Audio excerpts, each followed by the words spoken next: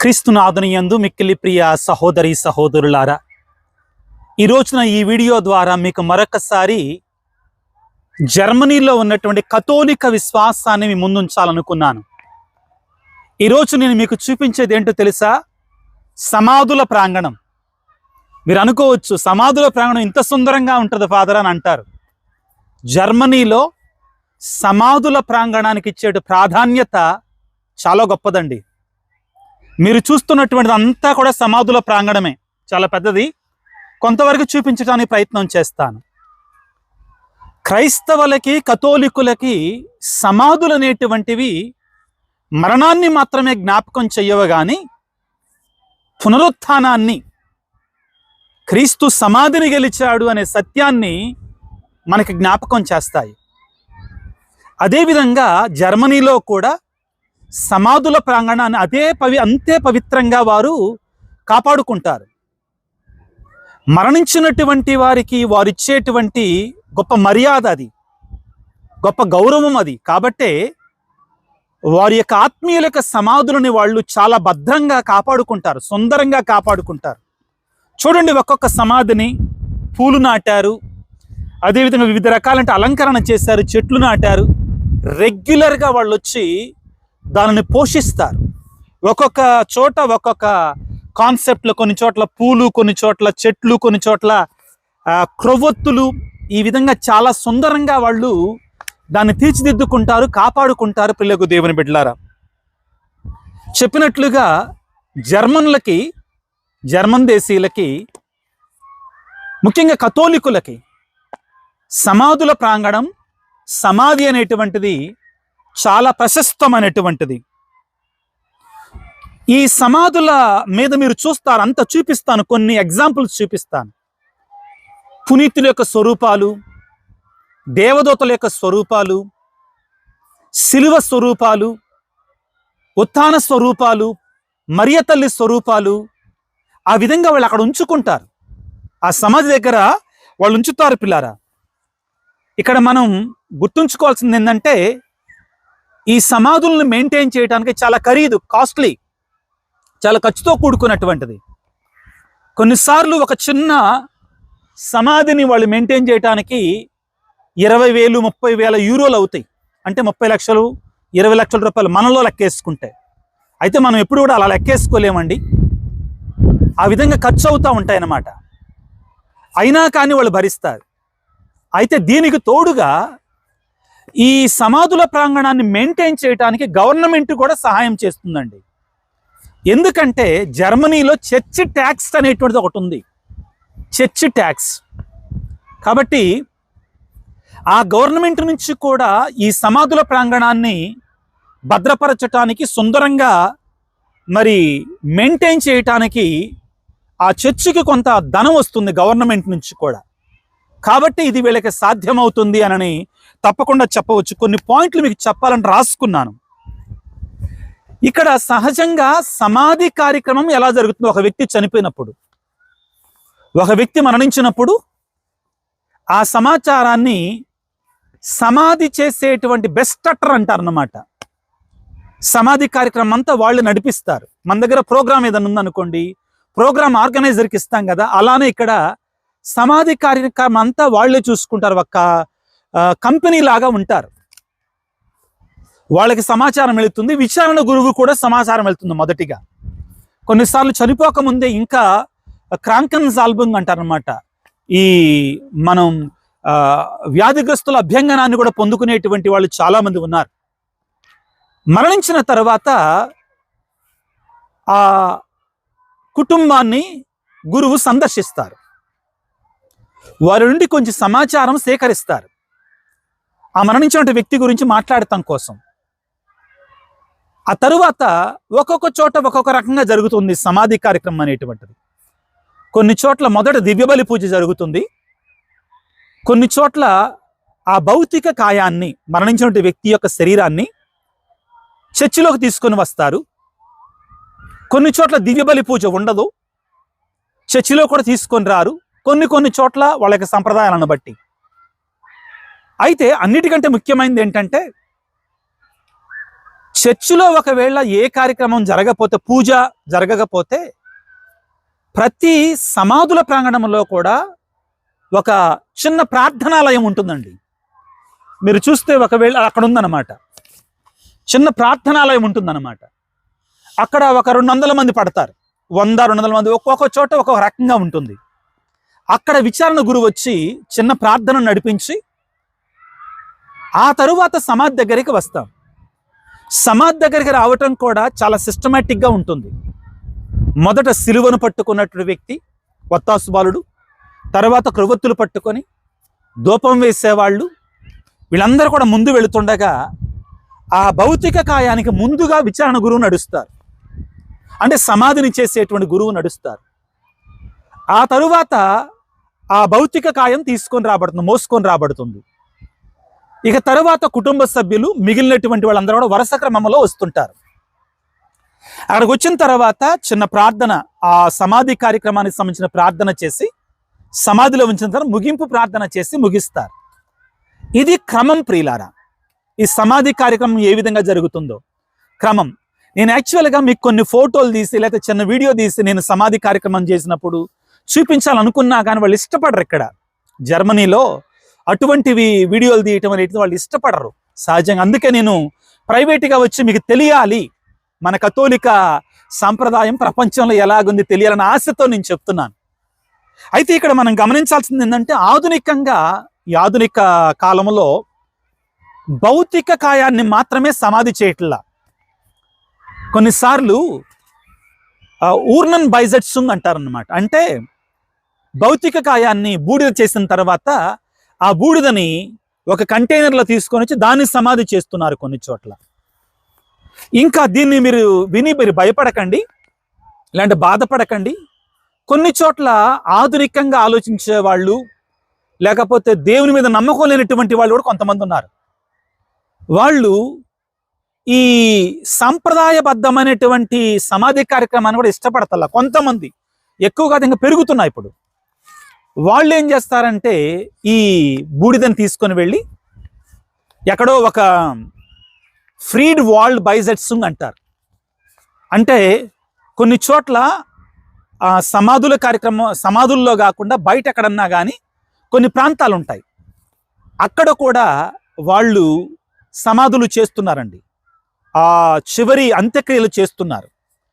ఇవి 3 రకాలు. మొదటిది భౌతిక కాయాన్ని సమాధి చేస్తారు, అది ఎక్కువ మంది చేస్తారు, రాను రాను తగ్గిపోతుంది. రెండవ రకం బూడిదగా చేసి శరీరాన్ని, ఆ బూడిదని తీసుకొచ్చి సమాధిలో ఉంచుతారు. మూడవది మన సాంప్రదాయబద్ధమైనటువంటి ఇక సమాధుల ప్రాంగణంలో కాకుండా బయట ఎక్కడన్నా కానీ గవర్నమెంట్ ఏర్పాటు చేసినటువంటి చెట్లు ఉంటాయి, ఫ్రీడ్ వాల్డ్ అంటారు, అక్కడ వాళ్ళు సమాధి కార్యక్రమాన్ని ముగిస్తారు. ప్రియులకు దేవుని బిడ్డలారా, అదేవిధంగా ఇక్కడ సకల ఆత్మల పండగని చాలా ఘనంగా చేస్తారు. సకల పునీతుల పండగ రోజున చాలా ఘనంగా చేస్తారు. మంద వద్దలాగానే ఇక్కడ కూడా వచ్చి వారి యొక్క సమాధుల్ని దర్శించటం, ప్రార్థన చేయటం, గురువు కూడా వచ్చి సమాధులను ఆశీర్వదించటం జరుగుతుంది. ఆ తర్వాత అన్నిటికంటే ముఖ్యమైనది ఏంటంటే, వీళ్ళు తమ ఆత్మీయులకు ఇచ్చేటువంటి గౌరవం, అత్యంత గౌరవం ఇక్కడ చూపిస్తారు. మరణించినటువంటి వారికి చాలా గౌరవాన్ని చూపిస్తారు. ఇప్పుడు నేను మీకు కొన్ని రకాలైన సమాధులను మీకు చూపిస్తాను, ప్రయత్నం చేస్తాను. సమాధుల్లాగా ఉండవు, పూలుంటాయి, చక్కగా ఉంటాయి, చాలా సుందరంగా ఉంటాయి. మన వద్ద లాగానే ఆ వ్యక్తుల పేర్లు సమాధి మీద, అదేవిధంగా date of birth, date of death, అదేవిధంగా కొన్ని చోట్ల అయితే ముఖ్యమైనటువంటి తేదీలు రాస్తారు. కొన్ని సమాధుల మీద బైబిల్ నుంచి ఒక వాక్యం ఉంటుంది, కొన్ని సమాధుల మీద అటువంటి ఏమీ ఉండవు.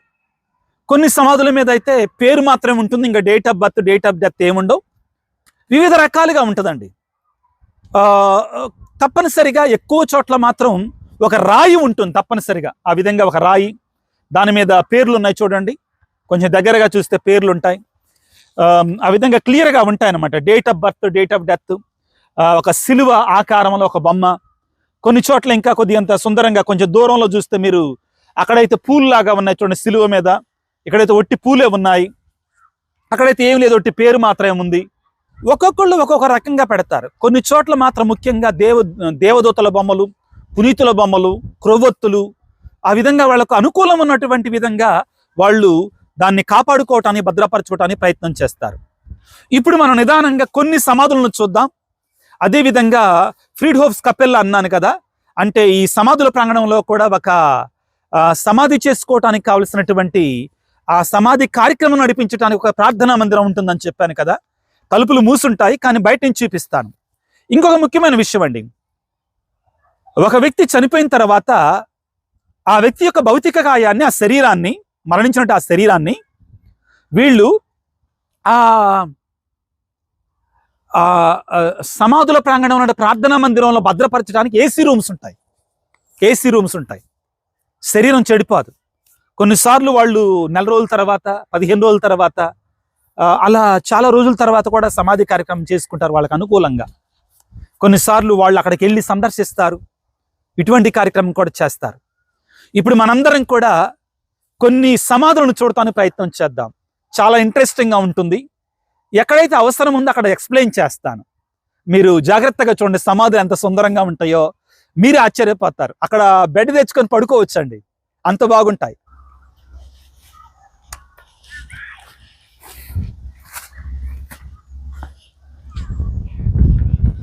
కొన్ని సమాధులు చూడటానికి ప్రయత్నం చేద్దామండి. నికోలా అనేటువంటి వ్యక్తి యొక్క సమాధి. ఇది ఒక కాన్సెప్ట్ వాళ్ళు చేసుకున్నటువంటిది. ఈ సమాధి చూడండి ఎంత పెద్దగా ఉంది, అదేవిధంగా సుందరంగా ఉంది.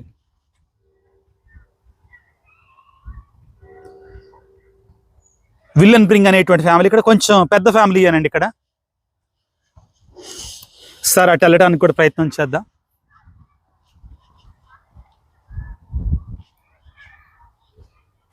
ఆ రాళ్ల మీద ఉంచండి, అవతలే పక్క కనబడుతున్న రాయి అవతలే పక్క సమాధి. ఈ 2 రాళ్ళు ఈ సమాధికి సంబంధించినటువంటివి. చూడండి పూలు ఎంత సుందరంగా వాళ్ళు ఆ పేర్లు అదిగోండి అక్కడ ఉన్నాయి.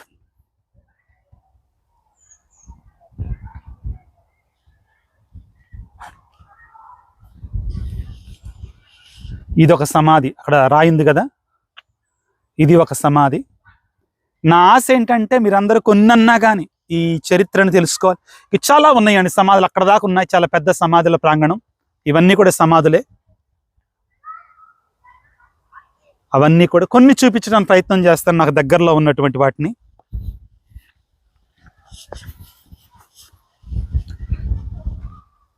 ఇది ఒక సమాధి, ఇది కూడా ఒక సమాధి అండి. అక్కడ చూడండి కొవ్వొత్తులు, కంపల్సరిగా కొవ్వొత్తులు పెడతారు అక్కడ. అది కొవ్వొత్తి అండి. అదేవిధంగా ఇక్కడ కూడా ఒక లైట్ లాగా కొవ్వొత్తి అనమాట. ప్రతి సమాధి దగ్గర కంపల్సరిగా కొవ్వొత్తులు ఉంటాయండి. ఈ సమాధి, ఇది కొవ్వొత్తి. ఏది చూసినా కానీ ఇటువైపు నుంచి చూద్దాం. ఒకటి ఇది ఒక కొవ్వొత్తి చూడండి ఎంత సుందరంగా ఆ యొక్క సమాధి దగ్గర. దేవదూతల బొమ్మలు కూడా ఎక్కడ చూద్దాం అన్నది, చిన్న చిన్న దేవదూతల బొమ్మలు పెడతారండి. దేవదూత బొమ్మ, లేకపోతే అటువంటి ప్రేమకు సంబంధించినటువంటి సింబల్స్ పెడతారు. ఇవన్నీ సమాధులు.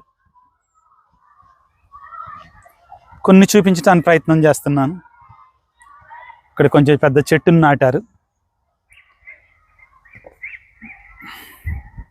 ఇది ఒక సమాధి. ఇక ఈ సమాధి నిండా దేవదూతల బొమ్మలు చాలా పెట్టారు చూడండి. ఆ పేరు ప్రక్కన కింద చిన్న చిన్న దేవదూతల బొమ్మలు.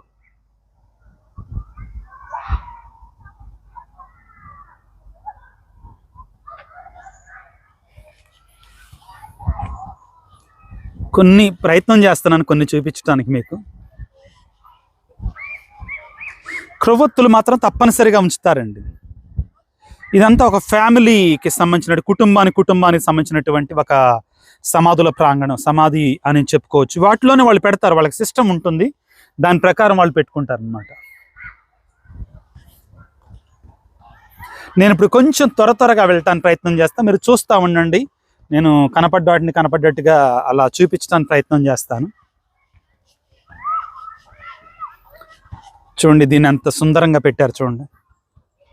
నాకు చాలా నచ్చింది. పూర్తిగా యేసుప్రభు యొక్క శిలువ స్వరూపం.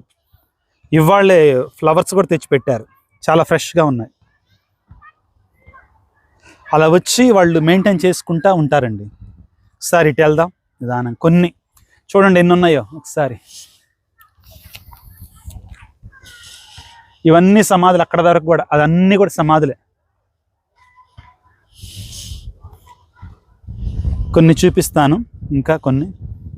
అవన్నీ అవే, ఇంకా మనకి ఎదురుగా ఉన్నాయి అవన్నీ కూడా ఆ సమాధులు అవన్నీ అక్కడ దాకా.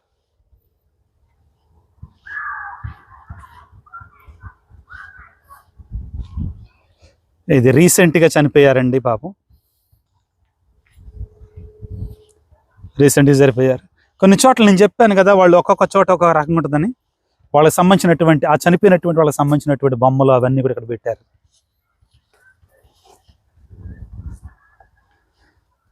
కొన్ని సమాధులు.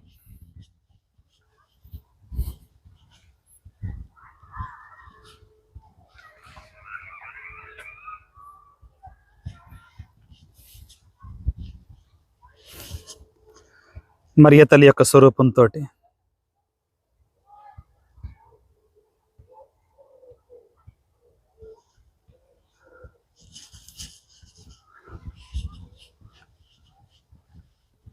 ఇది కొంచెం జాగ్రత్తగా చూడండి. ఆ పైన ఉన్నటువంటిది, అటువంటి పెట్టెల్లో కూడా వీళ్ళు ఆ బూడిదని పెడతారండి.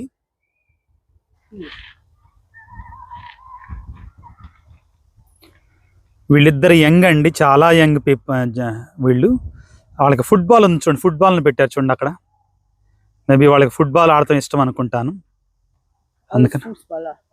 ఫుట్బాల్. ఇద్దరు స్త్రీలు వాళ్ళ యొక్క సమాధుల ప్రాంగణాన్ని శుభ్రం చేస్తున్నారు. వాళ్ళ సమాధులను వాళ్ళు రెడీ చేసుకుంటున్నారు. ఈ విధంగా ఉంటుందండి. ఒకసారి మీకు నేను చెప్పాను కదా, ఈ సమాధి చేసేటువంటి ఆ చిన్న ఆలయం అని చెప్పాను కదా, సమాధుల ప్రాంగణంలో. దేవాలయంలో కార్యక్రమం లేనప్పుడు గురువు ఇక్కడికే వచ్చేసి కార్యక్రమం చేస్తారు. అయితే తలుపులు మూసేసి ఉంటాయి ఖచ్చితంగా, కానీ నేను మీకు దాన్ని ఒకసారి చూపించాలనుకుంటున్నాను. కొన్నిసార్లు అక్కడే వాళ్ళ యొక్క ఆత్మీయుల యొక్క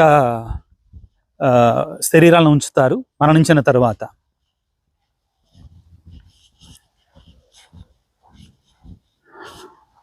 ఇది చాలా పెద్ద సమాధి అండి. అదిగో మీకు కనపడేదే ఆ సమాధి కార్యక్రమం జరిపించేటువంటి యొక్క కపెల్ అంటారు, చేపలు అంటారు, సమాధుల చేపలు అంటారు. ఇందులోనే గురువు ఇక్కడికి వచ్చే ప్రార్థన చేస్తారు. తలుపులు మూసేస్తున్నాయి ఇప్పుడు. అటు ప్రక్కన ఉన్నటువంటి దాంట్లోనే కొన్ని భౌతిక కాయాన్ని, శవాలను కొన్నాళ్ల పాటు భద్రపరచుకోవడానికి ఏసీ గదులు కానీ అవన్నీ కానీ ఉంటాయి. ఇది హాల్ అన్నమాట. ఇక్కడ లోపల ప్రార్థనా గది, హాల్ అనకూడదు, చేపలు అనుకోవాలి. ఒక చిన్న ప్రార్థన మందిరం ఇందులో జరుగుతాయి సమాధుల కార్యక్రమం. ఇక్కడ జరిగిన తర్వాత ఇప్పుడు మీరు చూసేటువంటిది ఇప్పుడు దాకా మనం చూసినట్టు సమాధుల ప్రాంగణం. సమాధుల ప్రాంగణంలోకి మనం లోపలికి వెళ్తున్నాం అన్నమాట.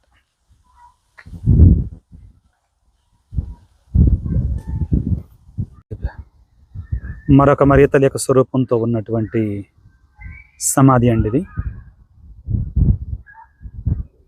ఒక్కొక్క చోట ఒక్కొక్క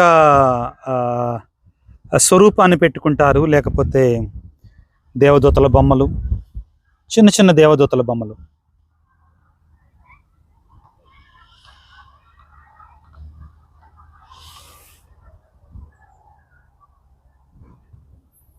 చాలా ఉన్నాయండి, అన్నీ చూపించలేను, దయచేసి అర్థం చేసుకోండి. ఇక్కడ ఉత్థాన క్రీస్తు స్వరూపం కూడా ఉంది, దాన్ని కూడా చూపించాలనుకుంటున్నాను. ఉత్థాన క్రీస్తు స్వరూపం, దాని పక్కనే మరొకటి మరియ తల్లి గురించి.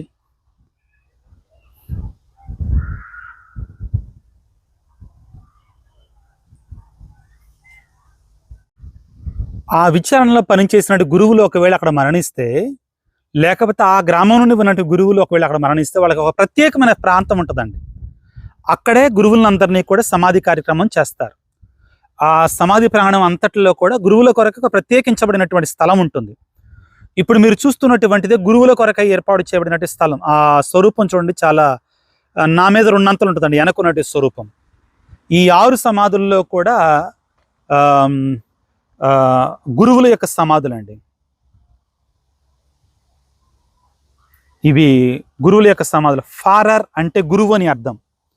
అక్కడ చూడండి, ఫారర్ అని రాసింది చూడండి. ఇవన్నీ కూడా గురువుల యొక్క సమాధులు.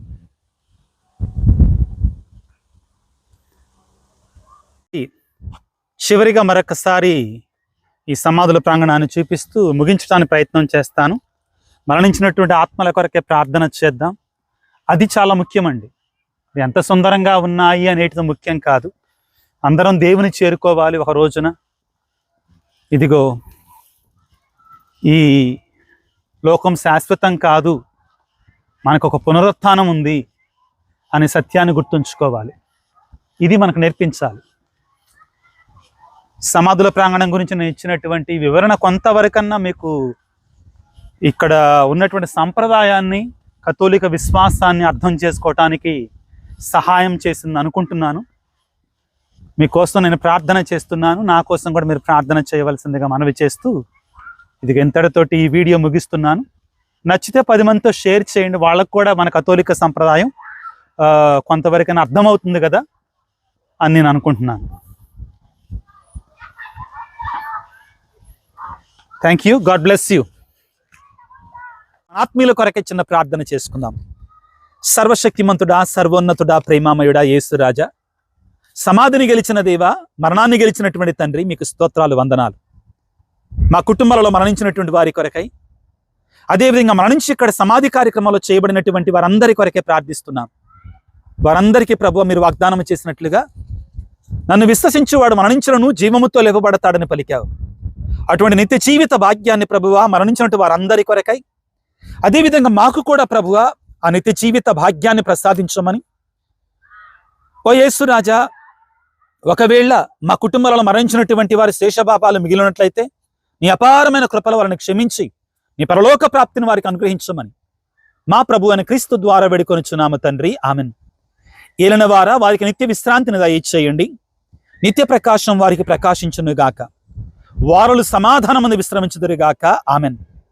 సర్వశక్తిగల సర్వేశ్వరుడు, పిత, పుత్ర, పవిత్రాత్మ మరణించిన మన ఆత్మీయులకు నిత్య జీవిత విశ్రాంతిని, మనందరికి కూడా శాంతి సమాధానాన్ని ప్రసాదించుదురుగాక. ఆమెన్.